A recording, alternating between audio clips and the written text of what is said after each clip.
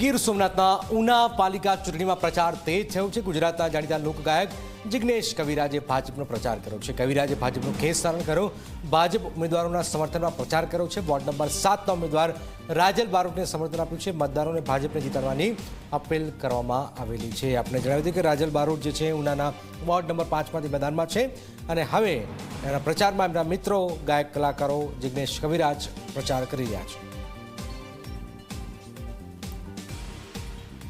7 number વોર્ડના તમામને મારી ખાસ નમ્ર વિનંતી છે કે ભાજપે આપણા માટે સારા કામ કર્યા છે। રોડ રસ્તાથી માંડીને પાણીથી માંડીને ખૂબ સારું આપણું વિકાસ કર્યો છે, તો એ બદલ એમનો ખૂબ ખૂબ આભારી છીએ। તો એમ આ જે ભરોસો મૂક્યો તે બદલ એમનો ખૂબ ખૂબ આભારી છું અને બધાને નગરપાલિકાના તમામને ખાસ વિનંતી છે 7 નંબર વોર્ડના કે બધાએ આમાં તમે વોટિંગ કરજો અને બહુમતીથી જંગી મતથી જીતાડજો।